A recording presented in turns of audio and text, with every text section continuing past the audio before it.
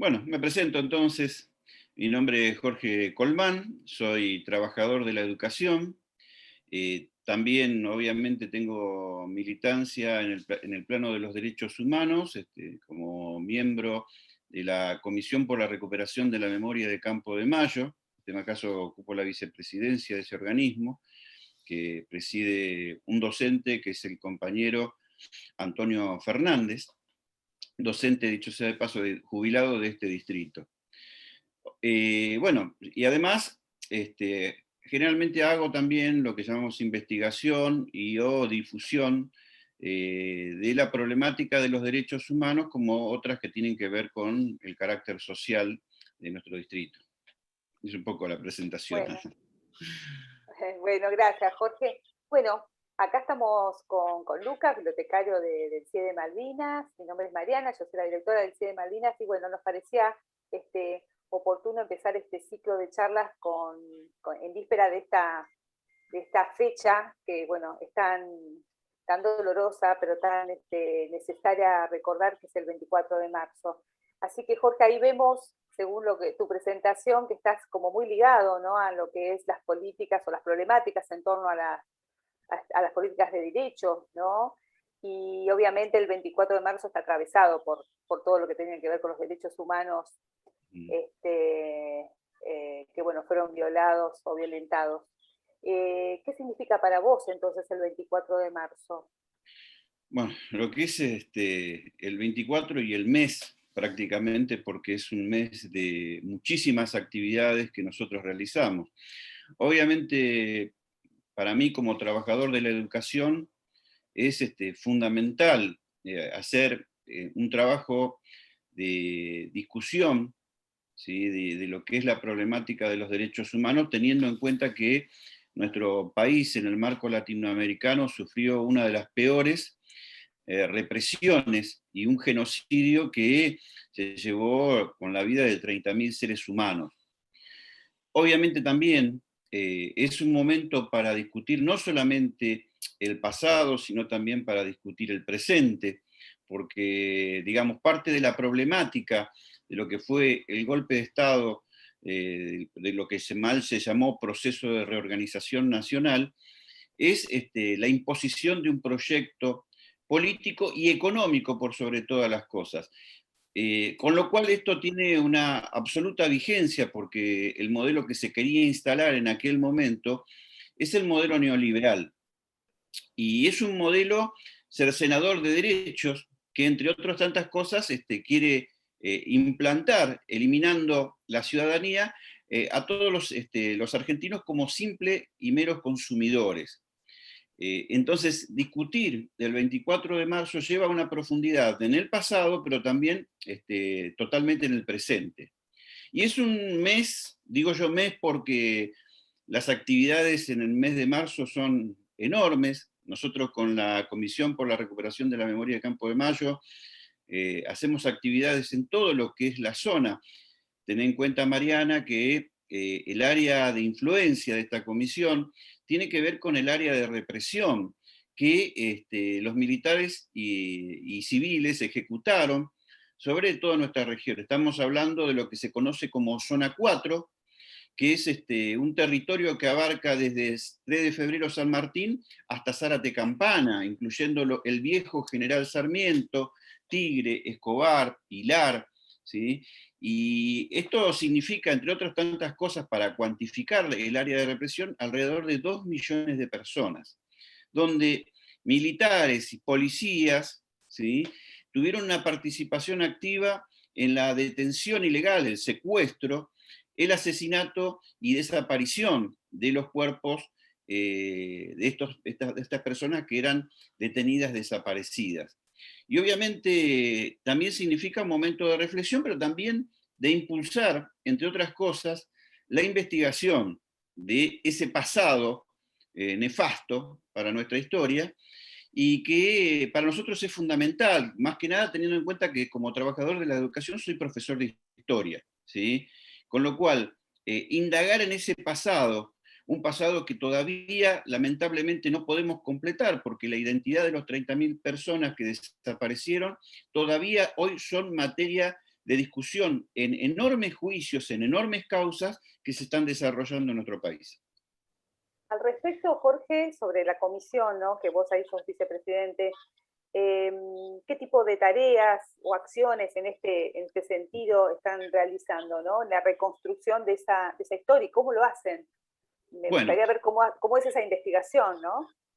Bueno, en principio, en cuanto a actividades, imagínate vos que yo así siempre digo y describo a la Comisión por la Recuperación de la Memoria como una especie de comisión de comisiones, donde están integradas comisiones, por ejemplo, de San Martín, de compañeros que armaron comisiones en Tigre, en Escobar, en Zárate, ¿sí?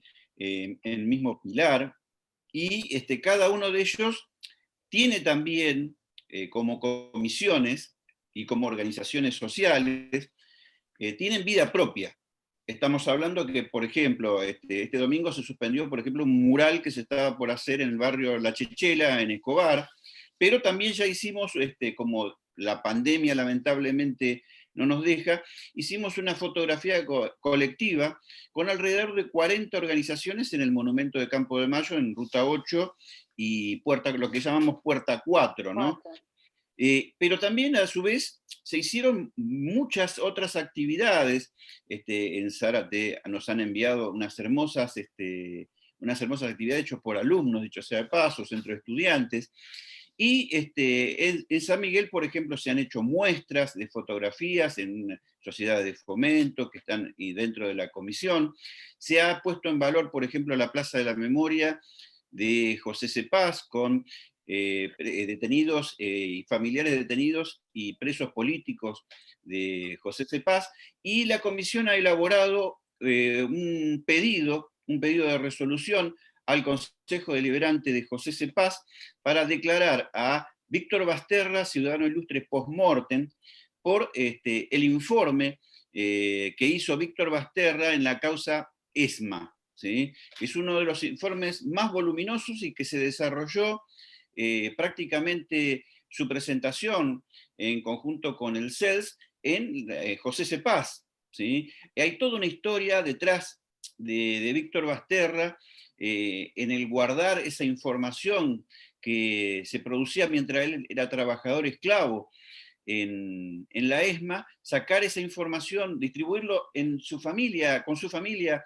en José Cepaz, ¿sí? Algo que la mayoría de los paseños desconocen, y ese informe que describe las características del centro clandestino ESMA, que pone la cara de los detenidos desaparecidos que en muchos de los casos si no se hubiese perdido, y aclara incluso también de los homicidas, ¿sí? Los genocidas que participaron de la ESMA y su estructura. Todo esto forma parte, en definitiva, de un trabajo colectivo, un trabajo conjunto, con otras organizaciones, porque además, digamos, de las comisiones de derechos humanos participan foros ambientales, sindicatos, ¿sí?, que también están, digamos, la CTA, algunas agrupaciones de la CGT, ¿sí?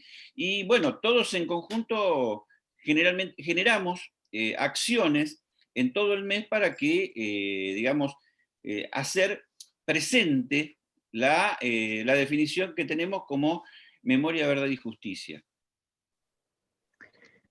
Bien, justo recién hablabas de trabajo colaborativo, de trabajo en conjunto. También sabemos que estás haciendo un trabajo ahí de Zona 4, que se llama así tu blog. ¿Podrías contarnos más o menos cómo surgió la idea, cómo surgió la iniciativa? ¿Qué Bueno, contenido podemos encontrar ahí? sí, sí. En principio había desarrollado un blog, ¿sí? Que es muy conocido por ahí para los que hacen lo que están en el programa Jóvenes y Memoria. Dicho sea de paso, esto te cuento así entre paréntesis o comillas, me sorprendió en determinado momento cosas que yo estaba volcando en ese blog, que es DDHH Grupo Jaureche, que otros docentes, colegas y alumnos estaban tomando esa información como referencia para la discusión en sus trabajos en el aula. Esto me dije, bueno, hay que subir la apuesta, ¿sí? Y subir la apuesta significaba hacer algo que hasta ese momento no se había hecho. y es hacer una especie de Wikipedia, pero de derechos humanos y relativo a zona 4. ¿Por qué? Porque si hacía demasiado extenso, ya demasiado extenso es zona 4, pero si hacía demasiado extenso la propuesta, se me iba a complicar muchísimo y la verdad ya es bastante tedioso el armar esta especie de wiki de derechos humanos de zona 4. Dicho sea de paso, es zona 4, Campo de Mayo, @wordpress.com, ¿sí? Esta wiki, por así decirlo, lo que hace es poner las últimas noticias, vamos a suponer en este caso que las últimas informaciones son referidas más que nada a los avances en los juicios por la memoria que tienen que ver, por ejemplo, hoy por hoy, el caso Delfis Manacalza, o vuelos de la muerte, conocido como vuelos de la muerte, o lo que llaman la contraofensiva, ¿sí? Ambas causas están dando a luz un montón de material para la investigación, para la ampliación de esa historia, que implica un trabajo cotidiano, ¿sí? Esto significa subir las notas, pero no es simplemente subir la nota y dejarla ahí para que alguien venga y lo mire, ¿sí? La nota por dentro está hipervinculada a diferentes problemáticas, ya sea desaparecidos, represores, las causas en sí, porque por ahí se han transformado en ítems especiales, los que son los centros clandestinos de detención, y todo lo que tiene que ver con un universo de lo que fue históricamente Zona 4. Ese hipervincular, además, significa la modificación constante de gran parte de la estructura cada vez que uno pone una nota. ¿Por qué? Porque es como que se va abonando a ese proceso nueva información que modifica la anterior que teníamos, ¿sí? Claro. Esto enriquece en definitiva digamos, todo lo que es el proceso de los testimonios y las pruebas en contra, en este caso, de los genocidas. Y la información, y esto por ahí algo que charlábamos antes, ¿no? La información que tenemos está bastante incompleta debido, entre otras cosas, a todo el proceso de ocultamiento que hizo la policía, el ejército, digamos, los sectores civiles que participaron, que dicho sea de paso, gran parte de los responsables civiles están, digamos, absolutamente libres y no han pagado hasta ahora sus culpas. Pero esto también implica, obviamente, que empecemos a revisar la historia que tenemos, por ejemplo, en Malvinas Argentinas, sobre la problemática de los derechos humanos. Y uno generalmente lee lo que trabajan otros colegas y realmente a uno, cuando va encontrando esa nueva información, o información que ya existía, pero por ahí, por una cuestión metodológica, no se incluyó, es necesario que la gente sepa y conozca, ¿sí? ¿Qué pasó en el centro clandestino de detención en Cilindro? ¿Qué pasó en el cementerio de Granburg? Que son por ahí los grandes lugares, ¿sí? Donde pasó parte de la problemática de los derechos humanos. Más allá de que, si bien tenemos estos lugares que son emblemáticos, yo sigo sosteniendo de que todas las comisarías y todos los cuarteles en aquel momento tuvieron participación directa o indirecta con la represión ilegal. Esto es un poco, Lucas, la idea. La idea es, en definitiva, poner en valor para los alumnos, ¿sí?, un ordenamiento, un lugar donde ellos puedan indagar y comenzar a investigar. ¿Por qué? Porque la investigación hoy está incompleta y seguramente a nosotros, ¿sí?, nos va a superar en el tiempo y quizás cuando nosotros ya no estemos, esa información va a ser completada por otros. Entonces necesitamos dejar caminos para que nuestros alumnos, nuestras alumnas, tengan la posibilidad de avanzar en la investigación y en el proceso de identidad, de construcción de identidad. Sí, esto es re importante, ¿no? Esa construcción de identidad y ese involucramiento de las nuevas generaciones en en lo que, bueno, se va a seguir construyendo, ¿no? Reconstruyendo esa historia. Esto, estabas hablando ahí de todo el trabajo, ¿no? Que hace, por ejemplo, la comisión, ¿no? Y esas investigaciones, esos testimonios que van recolectando y reconstruyendo, luego son utilizados en los juicios, tienen validez. A ¿Puedes ver, contar ahí un poquito cómo es es esa parte? bastante complejo la cuestión, ¿sí? Te doy un ejemplo. Yo como docente todos los años, hacia lo que llamamos el mes de la memoria, charlaba la problemática con todos mis alumnos, ¿sí? Preparando lo que es el Día de la Memoria específicamente y para que no sea un día y una cosa que se pierda después como si fuese parte del efemérides escolar, ¿no? Y un alumno me contaba que su tío había desaparecido, ¿sí? Y me contaba las circunstancias, el lugar, pero que la familia jamás había declarado. Esto obviamente tiene que ver con el terrorismo que desarrolló desde el Estado, el ejército y la policía, y que hizo que miles de personas no jamás declararan y por miedo, hasta el día de la fecha, incluso no quieren hablar. Hay también, y yendo por ejemplo a un caso también local, de aquí de Granbur, específicamente, la madre, por ejemplo, de una desaparecida, no quería hablar del tema, no quiere hablar del tema porque cree que su hija va a volver. Y eso realmente te parte en dos, porque por un Claro. lado está la cuestión de la investigación, pero por el otro también está la cuestión humana, ¿sí? De entender y lo que llamamos la esperanza, ¿sí? Esa esperanza que quizás se vaya cuando esa mamá se vaya. ¿Se entiende? Entonces, cuando hablamos de la investigación y los juicios, encontramos estos obstáculos. También encontramos otros obstáculos. Por ejemplo, de las exhumaciones de los cadáveres del cementerio de Granbur, que fueron alrededor de 137, ¿sí? Y si uno analiza la diferente bibliografía que aparece sobre la cuestión, solamente un cuerpo de los 127, ¿sí? Fue identificado. Estamos hablando de Leticia Axelman, ¿sí?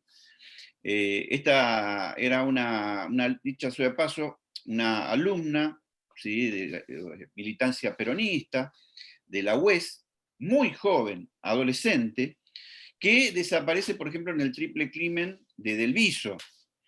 Y vos fíjate que ahí como, por ahí detenerme un poco en este caso, en el caso del triple crimen de Del Viso, porque es un ejemplo digamos, para entender los obstáculos, estos que vos preguntás. Axelman, perdón, había desaparecido junto a dos compañeros también en ese mismo momento. Uno de ellos es enterrado como NN en el cementerio de Granbur, y a partir, digamos, de un proceso judicial, porque si bien es cierto que hubo eliminación digamos, y ocultamiento, también había una semilegalidad que permitía en algunos casos poder exhumar el cadáver durante o después del proceso cívico-militar, de la dictadura cívico-militar. Esto permitió que otro de los compañeros de Leticia fuese identificados, ¿sí? Antes de las exhumaciones de los cadáveres que ordenó el juez Hugo Gándara hacia 1984. ¿Sí? Esto y nos queda ahí un tercero. Recién decíamos que era el triple crimen. La tercera persona nunca fue identificada. A ver, uno podría inferir dado algunos de los testimonios, por ejemplo, el hermano de esta persona que fue identificada y su cadáver fue exhumado antes de 1983, que la tercera persona estaba en ese lugar. ¿Por qué? Porque el hermano, al retirar el cuerpo de su familiar, ve que hay dos cuerpos más, de una joven y de un joven de características robustas. Esto es lo que plantea en el testimonio. Lo que hace suponer de que es la otra persona. ¿Por qué? Porque en una misma fosa estaban los tres. ¿Sí? Acá tenemos además un problema que se desarrolló, que también es un obstáculo también para abonar a esto que vos decís, que es cómo se hicieron las exhumaciones y cuál era el método, por ejemplo, para la identificación de los cadáveres. Hoy por hoy todo el mundo sabe que los cadáveres se pueden identificar por lo que llamamos el ADN, ¿sí? Pero en aquel momento, y que es el momento inicial en que empieza a trabajar el equipo de antropología, el equipo argentino de antropología forense, el método de identificación tenía que ver con los restos materiales que quedaban, ¿sí? Llámese hueso, llámese dentadura, pelo, etcétera, ¿sí? Esto permitía la identificación del cuerpo a partir de, por ejemplo, una ficha odontológica, ¿sí?, que previamente tenía la persona, se hace la comparación y se puede probar fehacientemente de que esa persona es. Además, por ejemplo, por golpes que haya tenido y que hayan quedado, digamos, como testimonio en sus huesos, y bueno, que la familia recuerda y que se puede probar incluso médicamente. Esto permitía la identificación, esto permitió la identificación de Leticia Axelman. Pero no existía la cuestión del ADN.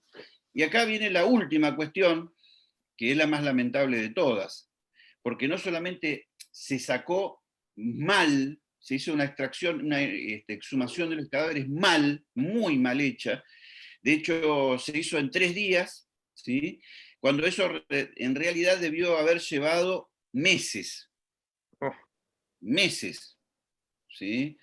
Con lo cual, gran parte de las pruebas se mezclaron, o sea, se mezclaron los cadáveres en las bolsas, y como te decía, el final, la guinda, cuando el juez que le sigue a Hugo Gándara cierra la causa, dicho sea de paso, con un historial, ese juez vinculado a la dictadura cívico-militar absolutamente, cierra la causa, lo que hacen es llevar todos los huesos a un osario común para que después las pruebas de los delitos nunca más sean identificados. Y así estamos. No se pueden identificar, no están más. Hoy, por más que tengamos el ADN, no lo podemos hacer. Te iba a preguntar eso, Jorge. Te iba a preguntar sobre es realmente lamentable porque hay 2 osarios en el cementerio de Granburg. Hay uno que está, tengo entendido, está cerrado, que es donde supuestamente estarían los cuerpos, pero si fueron arrojados y si uno puede presuponer de que hubo complicidad, obviamente, imaginemos una cosa. Desde el médico que firma el certificado de función, los jueces actuantes, la policía, etcétera, etcétera, etcétera, la administración pública del ex general Sarmiento, todos están involucrados en el ocultamiento de esos cadáveres, ¿sí? Y es una lista que además es muy movible. La cantidad de NN no son los 127, y esto también es interesante en cuanto a la historia, porque, por ejemplo, leía el libro de Gandulfo, que es un docente que hizo una tesis en la Universidad Nacional de General Sarmiento, y en el desarrollo de su libro plantea cómo fue la cuestión de las exhumaciones de los cadáveres, y que abona un poco más allá del libro que escribió Salama, que es, digamos, que recomendable absolutamente, que se llama Tumbas Anónimas, y, digamos, y Gandulfo lo que hace es justamente le da una vuelta de tuerca a todo eso. Vemos que hay incluso nombres que no se mencionan, ni Salama ni Gandulfo mencionan. ¿Cuándo nos damos cuenta de esto? Hace nosotros una semana hicimos un Zoom con un familiar de detenido desaparecido, estamos hablando de Gancerano, el hijo Tula Santamaría nos cuenta el caso, y yo cuando voy y cotejo la lista que habían dejado estos compañeros que son investigadores, no estaba. No estaba. Puede ser que lo hayan obviado por una cuestión de desconocimiento, porque por ahí puede pasar, porque la información recién hoy, podríamos decir, está más o menos ordenada a partir de la llegada de Cristina y Néstor Kirchner. Se hizo un ordenamiento fundamental en lo que es los juicios de la verdad, con la creación del RUTE, que es una especie de gran reservorio, archivo, de todo lo que tiene que ver con las causas de lesa humanidad. Esto permitió que, por ejemplo, hoy pudiésemos empezar a construir las listas. Yo justamente estoy rearmando eso, para que los chicos puedan identificar y puedan saber quiénes eran, qué militancia tenían, qué historia de vida tenían, Claro. porque no son simplemente muertos, ¿sí? Son personas que creían en un mundo mejor, ¿sí? Que creían que este mundo que hoy vivimos se podía modificar, y estaban dispuestos incluso a entregar su vida si era necesario. Esto a nosotros nos mueve obviamente a tener que profundizar la investigación, y siempre están saliendo nuevos testimonios. Siempre, siempre, siempre hay algo más, siempre hay alguien que se anima a hablar. Hay incluso militares que quizás quieren también hablar, y yo hablando con una compañera que fue alumna mía, me decía de alguien que fue represor y que todavía está libre, que en definitiva los fantasmas del pasado lo aquejan. Y en algún momento alguien va a hablar, en algún momento alguien va a mostrar una lista, porque la lista debe estar, ¿sí? Tal cual lo hizo Víctor Basterra, lo estaba haciendo Víctor Basterra para los militares en la ESMA, ¿sí? Tal cual debe haber otros para Campo de Mayo. Dicho sea de paso, entender que Campo de Mayo es también una cuestión muy significativa y emblemática. Muchos hablan de la ESMA, ¿sí? Y es entendible, porque hoy está el sitio de la memoria está ahí, uno de los sitios de la memoria está ahí, pero Campo de Mayo fue más feroz, cualitativa y cuantitativamente. ¿Por qué? Porque el número de detenidos desaparecidos que pasó por Campo de Mayo es idéntico a la de la ESMA. Pero lo sanguinario que han sido es que han quedado muy pocos sobrevivientes de Campo de Mayo, ¿sí? Cuando hablamos a veces del cementerio de Granburg, uno piensa los militares tiraban los cadáveres ahí adentro. No. La mayoría de los cadáveres que generaron los militares los tiraron al mar. O quizás los enterraron dentro de Campo de Mayo, no lo sabemos. Para eso se está haciendo una investigación. Pero estos son los obstáculos, estos son los problemas que tenemos para la investigación y el desarrollo, algo que necesitamos que las futuras generaciones también lo aborden como necesario. Jorge Bien. estaba... perdón, Lucas, no, decí Lucas. Bueno, que si me permiten, una de las preguntas que quiero hacer, hablando bueno, de todo esto que contás, ¿no? Uno se estremece al escucharte, a través de tus palabras que nos cuentes qué pasó, ¿no? Cómo se vivió, esas personas, que detrás de esas personas habían vida, había creencias. Bueno, preguntarte por el punto de vista de las generaciones que vienen, ¿no? O sea, de estos jóvenes que hoy están en las escuelas, que hoy están estudiando, eh, si tenés algún mensaje para ellos, ¿no? Si a vos te gustaría aprovechar este espacio para decir, bueno, a los jóvenes que están viendo este video, que nos están escuchando, me gustaría dejarles esta conclusión. a modo de todo este trabajo que vengo haciendo, realizando durante todo este tiempo, ¿qué mensaje vos le dejarías?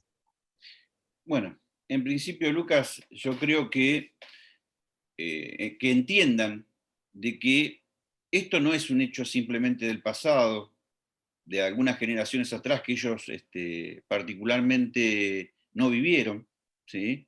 Porque es entendible, estamos en una nueva etapa, en una nueva sociedad, una sociedad mucho más democrática, más inclusiva que esa época que ellos vivieron.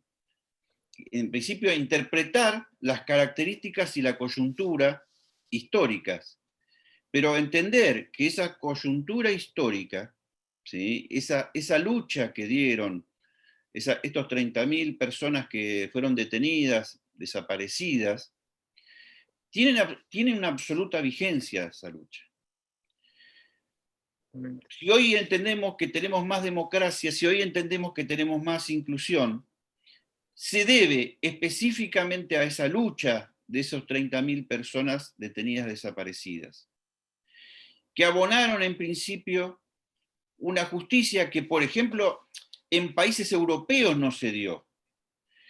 En la Argentina y esto merced un poco al trabajo que uno ha realizado a través de su vida, he tenido, por ejemplo, la suerte de estar coordinando comisiones en educación y comunicación a nivel Mercosur, y ahí poder magnificar, en definitiva, qué es lo que se hizo en nuestro país y que en realidad en el resto de América Latina no lo pudieron hacer. Por ejemplo, en la cumbre de Montevideo, los compañeros que participaban del Uruguay nos decían, bueno, pero ¿cómo hicieron? ¿Cómo hicieron? Y en este cómo hicieron, interpretar que esta lucha por los derechos ha llevado a un proceso de inclusión en la cual somos vanguardia en América Latina. Yo no quiero con esto decir que no está lleno de obstáculos todo ese camino y que hay muchas cosas que resolver. No lo niego, ¿sí? Pero que la Argentina en términos de derecho ha sido así, ha sido así.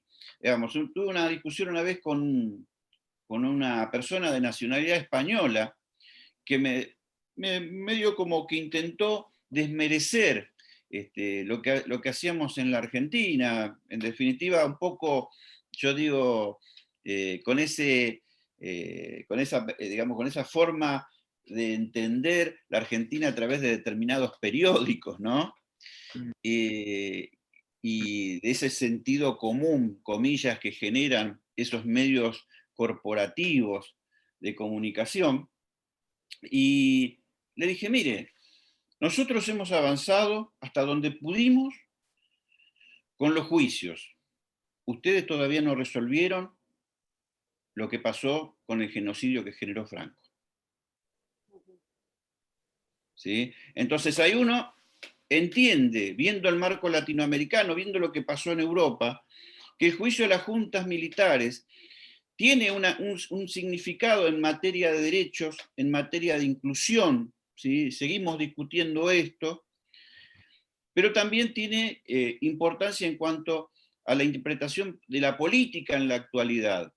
¿Por qué? Porque el modelo neoliberal, hoy en crisis en todo el mundo, no solamente por la pandemia, sino por la enorme cantidad de excluidos que ha dejado en el mundo, millones de excluidos, millones de desocupados, nos permite hoy entender que esa lucha que realizaron los 30.000 desaparecidos no fue en vano, ¿sí? Y que hay trincheras en América Latina que hoy nos permiten entender la realidad de lo político desde otra perspectiva. La Argentina y el resto de América Latina da nuevas soluciones a problemas que en Europa hoy no saben cómo resolver.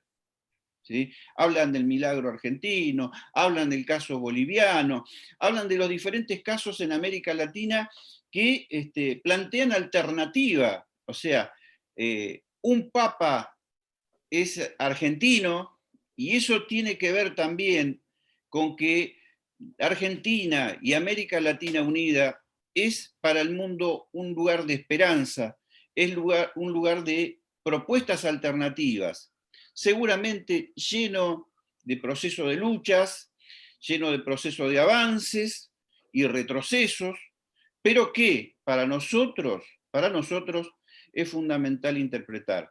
Y en esto tienen que ver los 30.000 desaparecidos. Si hoy discutimos derechos de género, ¿sí? Si hoy hablamos de derechos del trabajador, ¿sí? No podemos dejar de entender que en esa lucha de los 30.000 compañeros desaparecidos, los más perseguidos, los más humillados, torturados, fueron trabajadores y trabajadoras del campo popular, ¿sí? No importa de qué ideología hayan sido, no importa, pero son los que abonaron un proceso de lucha, son los que en definitiva hoy nos dan a nosotros esta perspectiva de pensar, de soñar y de creer en un mundo diferente. Bueno, muchas gracias, Jorge. Muy, muy sentidas tus palabras y el mensaje, ¿no? Y pensar que, bueno, todavía hay quienes ponen en duda 30.000 desaparecidos. Pasa que, ¿sabés qué, Mariana? El negacionismo es necesario para ellos, ¿sí? Porque nosotros estamos en un modelo en disputa, ¿sí? Cuando hablamos del neoliberalismo, no es que porque esté en crisis en el mundo, se lo haya vencido. No, no, no. Ellos dan pelea. Hoy ellos tienen la concentración más importante de la historia en cuanto a riqueza, ¿sí? Un puñado, ¿sí?, de seres humanos tiene el equivalente a la riqueza del 80 al 90% de la población mundial. Jamás en la historia se dio semejante proceso de concentración y dan pelea. ¿Por qué? Porque dan pelea por las empresas de comunicación, dan pelea por digamos, el control de Internet, dan pelea por el control de la salud, ¿sí? Entonces, es una pelea realmente desigual. Estamos hablando de personas que no los vemos, como el COVID. No vemos, pero sabemos que existe y sabemos por dónde habla, ¿sí? Por dónde se expresa. Y eso es importante entenderlo, ¿no? Sí, ponerlo a discusión, y obviamente el discutir y el reflexionar tiene que ver con llevar estos temas y estas problemáticas en el aula, ¿no? En la escuela, es el lugar, es nuestro lugar y nuestra responsabilidad también, llevarlo ahí. Así que bueno, como Jorge... como trabajadores de la educación. Sí, tal cual. Bueno, Jorge, te agradecemos este momentito que te tomaste y nos brindaste esta entrevista, esta charla tan amena, ¿sí? Así que bueno, muy agradecida también por todo el trabajo que llevan a cabo en la comisión. Digo, si no hay gente que se interese y que formen estas agrupaciones, estas entidades, tampoco este tipo de trabajo seguiría, ¿no? Se podría nuclear y se podría buscar esa información y poder sistematizarla. Si no, no se lograría eso, ¿no? Yo Así que bueno. propongo a digamos, la institución que vos tenés la posibilidad de dirigir, de que nosotros como miembros de la Comisión por la Memoria de Campo de Mayo, estamos dispuestos, ¿sí?, a realizar charlas con los chicos y con los docentes incluso, debatir con todos ellos, no hay ningún problema, ¿sí?, armar equipos de investigación, ¿por qué no? ¿Sí? O sea, tener la posibilidad de hacer formación, ¿sí?, a través de la discusión amena, horizontal, de lo que tiene que ver con la problemática de los derechos humanos y bueno, también hacer una cuestión propositiva a partir de este trabajo que estamos haciendo, ¿no? Bueno, me encantó la idea. Luca, ¿vos qué decís? Totalmente, sí. Totalmente. Siempre para aportar, para sumar. Buenísimo. Ujú. Bueno, Les agradezco, muchísimas gracias, Jorge. les agradezco a ustedes. ¿Sí? Un abrazo a todos. Chao, gracias. Gracias.